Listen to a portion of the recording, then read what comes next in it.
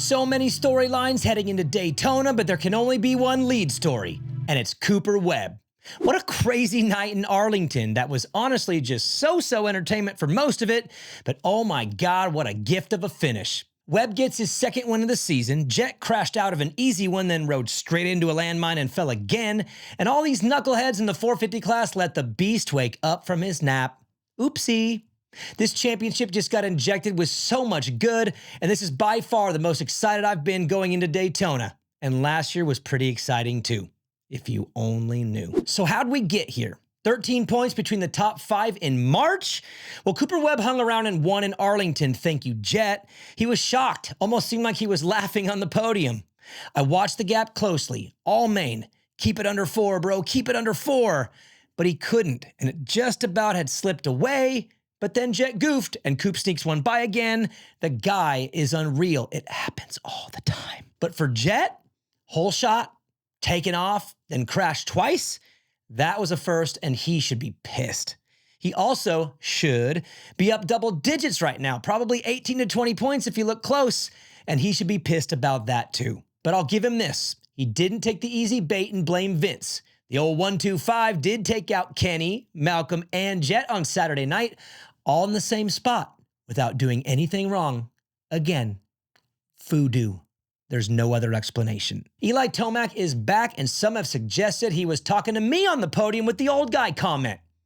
That wasn't at me. That was directly to Jet. Did you watch the press conference? Maybe I'll show some of the young guys that they're still young. I love this sport, and I love that from Eli. But in truth, Eli's ridden like an old guy most of the year. Arguably 2 of the worst races in his career were at A1 in Detroit. Those happened. We saw them. They were bad. And in my opinion, the man was done 2 weeks ago.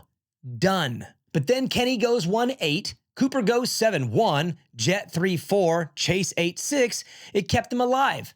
You 450 boys can't stick together 2 good weeks, and it left the door wide open for the beast. He saw some light, got mad, got fast, went full beast mode, and now he's awake the week before Daytona. Big oopsie. But hold up, before we all get too excited. I'm not buying in just yet.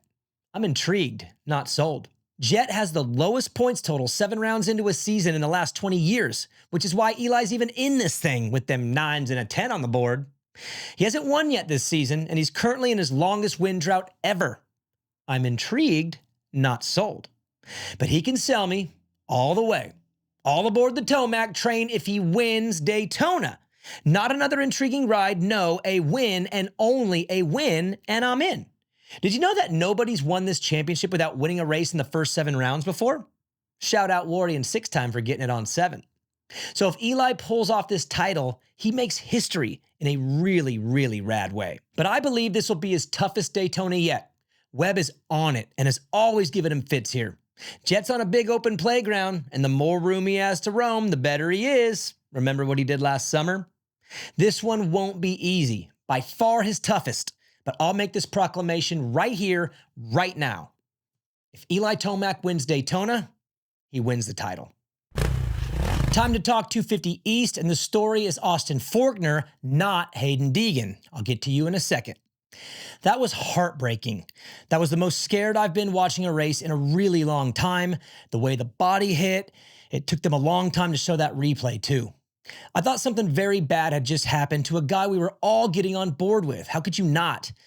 Check out this timeline, follow along, and have your tissues ready. 2018, Austin breaks his collarbone while chasing around Zach Osborne for the title. Zach Osborne, yes, it goes back that far. 2019, he becomes the man, winning at ease against your current 450 Supercross champ, then tears his ACL and out. 2020, he takes 2-time Supercross champ Dylan Ferrandis to the final main event of the season, crashes, hurt, out. Another one slips away. 2021, he comes out firing in Houston, cases a rhythm section, out. 2022, the crash with Jet, out. 2023, fastest in qualifying at A1, halfway down the start, and out. 2024, Arlington, out. I mean, what do you say to that? I know that most of that was self-inflicted. I'm not taking the blame off him. He is responsible. But man, what the hell?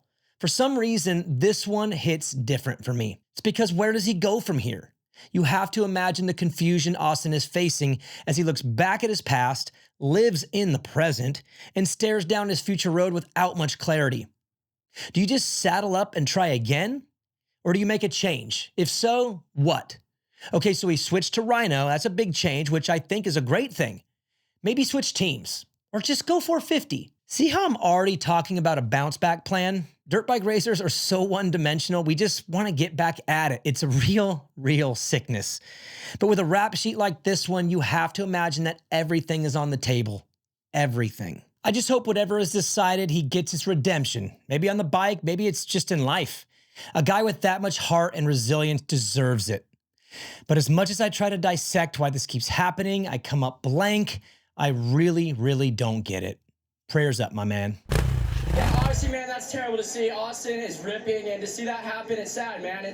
I wanted to fight for this with him, man. I wanted to go back and forth and bang bars this season, but it's racing and the pressure, it gets to you. My man. Danger, I gotta be honest, that comment sucked. And it was going pretty dang good up there too. Let me start with this. We all love this sport. It's dangerous. And that risk is why we do it and why we watch it and why we love it. But with that risk comes consequences, big ones. And as a small sport that feels more like a big dysfunctional family, we never kick a man while he's down. It's an unspoken rule. A racer's safety and health is always priority one. Always. Now I get it. Just a kid, young, brash, first win. I get it. But let's be honest here. You're not a kid. You're a man. You're not an amateur. You're a professional athlete. There's an expectation that comes with that. You're also a superstar. Yes, at 18, a superstar in this sport. But most importantly, you're a representative of this sport. Part of being a superstar is being rewarded for the things you do and say, and facing consequences for the things you do and say. It's part of the gig. And those consequences usually come in the form of critique from the media, which is what I am. So as much as I'd like to move on and just say, all good, I can't. I have an obligation too, which is to give my honest opinion to the fans of Supercross. Bro, you knew he crashed. You watched him lay there lap after lap. Now, I've seen some say he didn't know the scale of the injury, didn't know the gravity. I don't buy that. Riders know. We know, especially when it's a bad one. The dude was not in a good spot, and you knew. Now, I get it. It's a bummer. I know it was your moment, dream come true, scripted in your head for years, ghost ride, over rev, Goggins, I get it.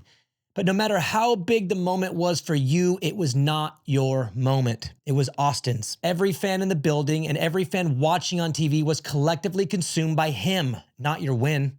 His situation was way too serious for you to ignore and take a subtle jab at on the podium. It's racing and the pressure, it gets to you. Do you remember Denver last year? Eli tears his Achilles. Silence. Eerie. Heavy focus that night was on Eli Tomac. Well, that night, Chase Sexton clinched the championship. It wasn't yet official, had to go to Salt Lake, but with Eli out, math is math, it was over.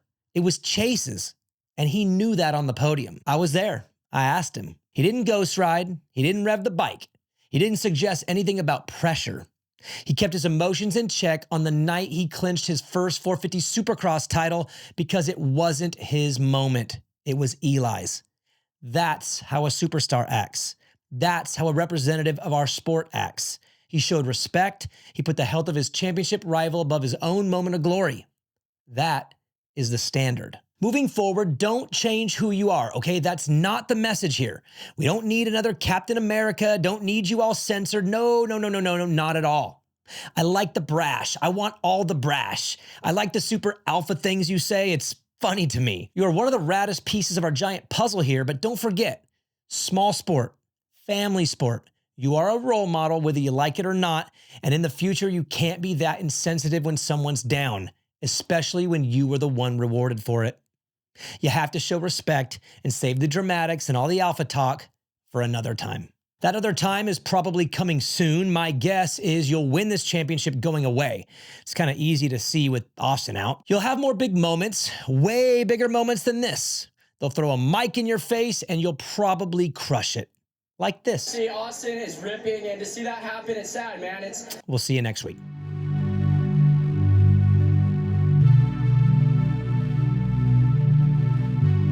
Thank you so much for watching this show. If you liked it, press the like button. And if you want to subscribe, then press the subscribe button. Share it with your friends, with your family, and grandma. Make sure you send it to grandma. Grandmas love everything Main Event Moto does. All you Motoheads out there, we are still rocking and rolling at Main Event Moto.